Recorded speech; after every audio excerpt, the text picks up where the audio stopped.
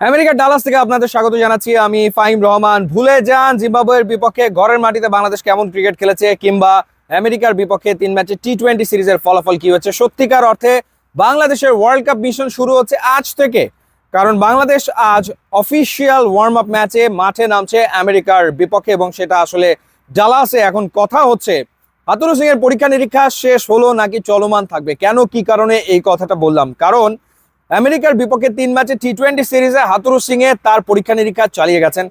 3 ম্যাচে 3 রকমের কম্বিনেশন এবং একাদশ নিয়ে তিনি যুক্তরাষ্ট্রের বিপক্ষে মাঠে নেমেছিলেন, এবং যার ফলাফল হয়েছে ভয়াবহ। বাংলাদেশ প্রথম 2 ম্যাচে হেরেছে।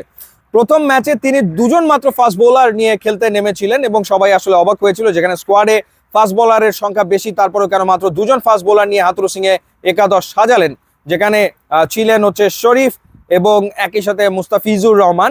সেই ম্যাচটাতে ওপেনিং আমরা দেখেছি সৌম্য সরকার এবং লিটন কুমার দাসকে, এবং শেখ মাহাদি সেই ম্যাচে খেলেছিলেন। মাহমুদুল্লাহ রিয়াদকে দিয়ে প্রথম টি-20তে বোলিং করানো হয়েছিল। লাভের লাভ আসলে কিছু হয়নি। যখন বাংলাদেশ দ্বিতীয় টি-20 ম্যাচটা খেলো, সেখানে দুটো পরিবর্তন আমরা দেখলাম। লিটন কুমার দাসের পরিবর্তে তানজিদ তামিম ওপেনিংয়ে এলেন সৌম্য সরকারের সাথে, এবং একই সাথে তানজিম হাসান সাকিবকে প্লেইং 11-এ আনা হলো। শেখ মাহাদিকে ড্রপ করে দিয়ে লাভের লাভ কিছু হয়নি। বাংলাদেশ সেই ম্যাচও আসলে হেরেছে। থার্ড যে টি-20 বাংলাদেশ খেললো এবং জিতলো, সেখানে দুটো পরিবর্তন ছিল। সেখানে লিটন কুমার দাস আবারও ফিরলেন, এবং তিনি ফিরলেন জাকের আলী অনিকের জায়গাতে। এবং একই সাথে আরও একটা পরিবর্তন ওই ম্যাচটাতে আমরা দেখেছি, হাসান মাহমুদকে খেলানো হয়েছে। খুবই অবাক করার মতো একটা ব্যাপার ছিল, কারণ হাসান মাহমুদ আসলে বাংলাদেশের যে ওয়ার্ল্ড কাপ স্কোয়াড 15 জনের, সেই 15 জনের ভেতরে নেই, কিন্তু তারপরও হাসান মাহমুদকে সেই ম্যাচটায় আসলে খেলানো হয়েছে, এবং বাংলাদেশ সেই ম্যাচ 10 উইকেটে জিতেছে। এখন কথাটা হচ্ছে যে বাংলাদেশের সত্যিকারের প্লেইং 11 ওয়ার্ল্ড কাপে কি হতে যাচ্ছে, এটা কেউ আসলে বুঝে উঠতে পারছে না। কারণ লিটন কুমার দাসকে নিয়ে নতুন প্ল্যান, তিনি উইকেট কিপার ব্যাটার হিসেবে প্লেইং 11-এ থাকবেন। তাহলে তিনি ব্যাট করবেন কোথায়, ওপেনিংয়ে নাকি নাম্বার 3-তে নাকি লোয়ার মিডল অর্ডারে? তানজিদ তামিম এবং সৌম্য সরকার মোটামুটি সেট, সুতরাং সেখানে তো হাত দেওয়ার কিছু নেই। সুতরাং সেই ক্ষেত্রে লিটনকে টপ অর্ডারে খেলাতে গেলে নাম্বার 3-তে খেলাতে হয়। শান্ত তাহলে 4-এ চলে যায়, সাকিব তাহলে 5-এ চলে যায়, তাওহিদ হৃদয় 6-এ চলে যায়, মাহমুদুল্লাহ রিয়াদ 7-এ চলে যায়। প্রত্যেকের ব্যাটিং অর্ডার কিন্তু একটু একটু করে পেছনে আসলে চলে যায়। তো সেটা একটা জায়গা।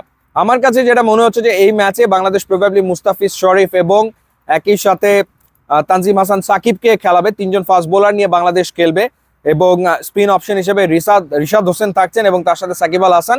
সো এই 5 জন আসলে মেইন বোলার। আর ব্যাটিং অর্ডারটা যেমন বললাম সেরকম হওয়ার সম্ভাবনা আসলে প্রবল। আর যখন বাংলাদেশ ওয়ার্ল্ড কাপে ফার্স্ট ম্যাচ খেলবে, অর্থাৎ শ্রীলঙ্কার বিপক্ষে, তখন আমরা তাসকিন আহমেদকে হয়তো বা প্লেইং 11-এ দেখবো তানজিম সাকিবের পরিবর্তে। তাসকিন আহমেদ ফিট হয়েছেন এবং তিনি নেটে বল করতে মাত্র শুরু করেছেন। সুতরাং তাসকিনকে নিয়ে নিশ্চয়ই এই মুহূর্তে টিম ম্যানেজমেন্ট কোনো পরীক্ষা নিরীক্ষা যাবে না, বা কোনো আসলে রিস্কে যাওয়ারও কোনো মানে হয় না। সুতরাং তাসকিনকে এই ম্যাচে খেলানো হবে বলে মনে হচ্ছে না। তিনি ফিট হয়ে উঠছেন এবং তিনি বিশ্বকাপের প্রথম ম্যাচে খেলবেন বলে আমাদের কাছে আসলে মনে হচ্ছে। সো হাতুরু সিং আসলে পরীক্ষা নিরীক্ষা চালিয়ে যেতে চাইবেন হয়তোবা, কিন্তু তার উপর চাপ রয়েছে বিসিবির পক্ষ থেকে। 2023 ওয়ানডে ওয়ার্ল্ড কাপে তিনি এক নাগাড়ে পরীক্ষা নিরীক্ষা করতে গিয়ে দলের 12টা বাজিয়েছিলেন, এবং বাংলাদেশ রেজাল্ট আসলে ভালো করতে পারেনি। তো সেই ক্ষেত্রে টি-20 ওয়ার্ল্ড কাপে যেন তেমনটা না হয়। এই যে ওয়ার্ম আপ ম্যাচ, এই ওয়ার্ম আপ ম্যাচ থেকে যেন ওয়ার্ল্ড কাপ 11 বাংলাদেশের সেটাই যেন মাঠে থাকে, সেই ধরনের একরকমের চাওয়া আসলে বাংলাদেশ ক্রিকেট বোর্ডের রয়েছে। সেটা কোচ হাতুরু সিংকে জানিয়ে দেওয়া হয়েছে।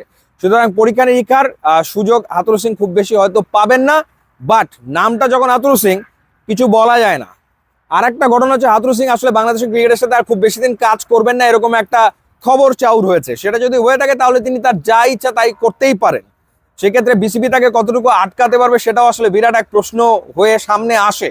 তো দেখাই যাক যে বাংলাদেশ আসলে ঠিক কি ধরনের প্লেইং 11 নিয়ে মাঠে নামে, সেটার একটা প্রতিচ্ছবি আজকে পাওয়া যাবে।